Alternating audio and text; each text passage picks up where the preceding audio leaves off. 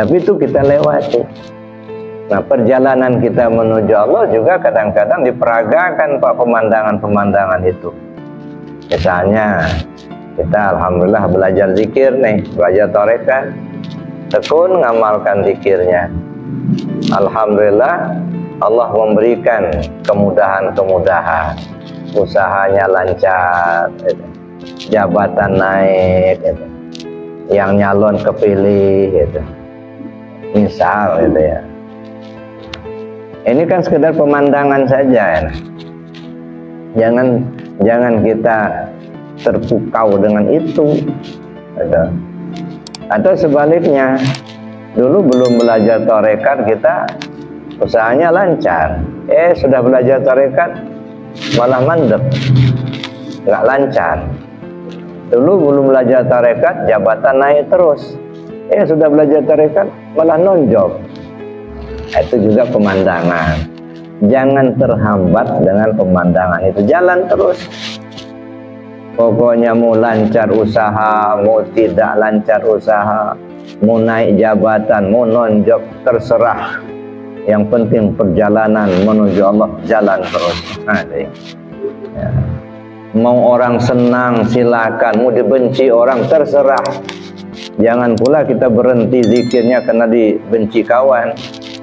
Misalnya dulu belum belajar tarekat, kawan kita banyak yang datang ke rumah, banyak yang berteman sama kita. Sudah belajar tarekat marah, jangankan datang ke rumah, ketemu aja mengot, musalamannya nggak mau, lagi baris, lagi duduk, gitu. Yang lain disalam, kita dilewati aja, udah biarin aja, jangan tersinggung. Kan sudah ada ayatnya, ya. Ya ayyatuhan nafsul mutmainnah, irji'i ila rabbiki radiyatan mardiyah, fadkhuli fi ibadi wadkhuli jannah. Wahai jiwa yang tenang, kembalilah kau ke Tuhanmu. Nah, jadi kita dipanggil oleh Allah yang sudah sampai kepada jiwa yang tenang, jiwa mutmainnah. Kembalilah kau ke Tuhan. Fadkhuli fi ibadi. Nah, kalau kau sudah menempuh perjalanan menuju Allah, maka masuklah dalam golongan hamba-hambaku. Artinya apa? Allah kumpulkan kita dalam komunitas hamba-hamba Allah. Jadi kalau misalnya ya sebelum belajar tarekat teman-teman kita banyak, orang pada banyak senang. Setelah belajar tarekat malah mereka menjauh, mereka jangan kecil hati Pak. Ini lagi diayak nih. Ya, sisihkan dulu nih. Ini kalau terus-terusan kau berteman sama dia, nanti nggak kuat iman, nanti balik lagi ke situ. Nah, jadi sisihkan dulu. Nanti akan ketemu dengan komunitas yang sesama. Sama-sama menuju hamba Allah, menuju Allah begitu.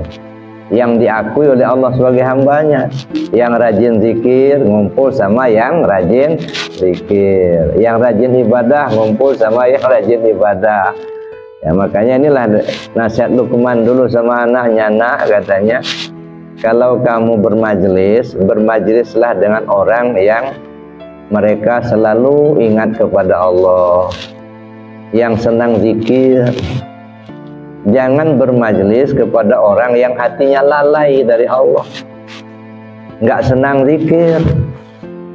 Sebab kalau kau bermajlis dengan orang yang hatinya selalu ingat dengan Allah, orang yang senang zikir, kalau engkau punya ilmu, ilmumu itu akan sangat bermanfaat buat mereka. Tapi kalau kau tidak punya ilmu, maka kamu bisa belajar dari mereka. Sehingga engkau pun terbawa dekat dengan Allah begitu. Tapi jangan sekali-kali kamu bermajelis dengan orang yang hatinya lalai, nggak mau zikir, nggak mau ingat sama Allah. Kenapa? Kalau kau punya ilmu, ilmumu itu nggak ada gunanya buat mereka. Tapi kalau kau tidak punya ilmu, kamu akan terseret dengan kejahatan mereka. Nah, jadi disisihkan oleh Allah. Jadi jangan kecil hati. Kalau ada kita misalnya yang sebelum belajar tarekat banyak yang senang, begitu sudah belajar tarekat orang benci, ya udah Memang Allah sudah menyisihkan itu. Ini kamu jangan dulu di sana, kesini aja dulu. Nanti kan ketemu nanti. Udah serahkan aja sama Allah. Sebab ruh kita itu kan ibarat angin lalu, Pak. Nah, jadi ruh kita ini seperti angin lalu. Kalau angin itu melewati bangkai, bau busuk seperti bangkai. Sebenarnya angin itu nggak ada bau, tapi karena dia melewati bangkai, maka baunya busuk. Tapi kalau dia melewati minyak wangi, maka dia akan harum semerbak mewangi. Nah, begitulah ruh kita. Kalau banyak bergaul dengan orang taat, insya Allah kita terbawa-bawa juga jadi orang taat. Kalau kita bergaul dengan orang yang senang zikir, insya Allah juga kita akan terbawa-bawa juga zikir. Tapi kalau kita bergaul dengan orang yang memang nggak senang zikir, atau apalagi sudah benci sama zikir, bergabung sama mereka, nah, kita akan terbawa-bawa juga nggak senang zikir nanti. Kalaupun kita sudah talqin zikir, nanti akan terbawa, nggak bisa mengamalkan, terhambat, nggak enak, nggak enak. Mereka nggak mau zikir, kita zikir sendiri nggak enak. Nah udah, tinggallah itu. Nah, oleh karena itu Bapak Ibu yang saya hormati, jangan terhambat dengan pemandangan di perjalanan.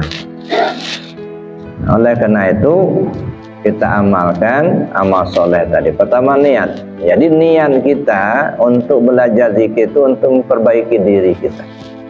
Ya, semakin kita amalkan amal soleh, amal zikir ini, insya Allah diri kita akan semakin mulia dipandang Allah dan dipandang makhluk. Jadi itu Bapak Ibu. Nah, kalau masalah misalnya rezekinya nggak usah ya dikaitkan dengan itu. Kenapa? Karena segala sesuatu itu sudah ditentukan Allah. Dalam Al-Quran kan sudah dijelaskan oleh Allah bagaimana kita berusaha di atas dunia ini dalam rangka kita ya katakanlah mencari rezeki lah gitu ya. Ada 3 polanya. Yang pertama Allah katakan wa may yattaqillah yaj'al lahu makhraja wa yarzuqhu min haitsu la yahtasib.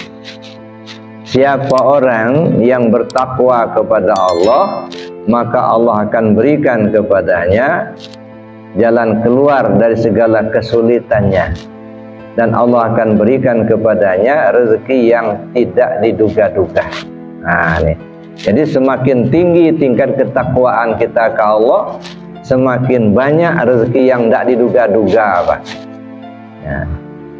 Semakin mudah kita menyelesaikan segala urusan.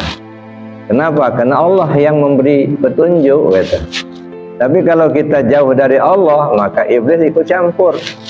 Kenapa Pak aku menung-menung? Waduh, pening saya katanya, utang banyak, kredit macet. Kata iblis, oh pusing-pusing aman Pak, ambil aja tali gantung leher, selesai. Nah, itu kalau iblis sudah ikut campur, Pak. Tapi kalau Allah yang menyelesaikan masalah, nggak ada yang sulit, Pak. Ya. Masalah besar akan menjadi kecil, masalah kecil akan cepat selesai, gitu. Jadi nggak ada masalah itu ya. Tidak ada manusia hidup di dunia ini yang nggak punya masalah, Pak. Semua orang pasti ada masalah. Cuman bedanya kadang-kadang kita menyikapinya, Pak. Ya, masalahnya kecil, tapi kita menyikapinya menjadi besar. Akhirnya masalah jadi besar. Nah, gimana kita menyikapinya besar? Sebenarnya masalahnya kecil. Nah, misalnya ada kita nggak enak, mungkin ya pernah salah omong sama kawan, atau suami istri pernah ribut misalnya gara-gara sayur misalnya, kan urusan kecil ya.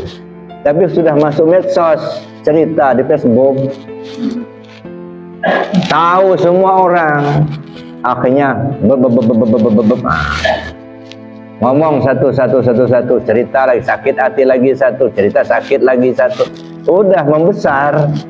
Makanya kalau ada masalah, ini Bapak Ibu, tolong betul, jangan cerita di Facebook, jangan cerita di medsos, nggak akan menyelesaikan masalah, malah membesar-besarkan masalah.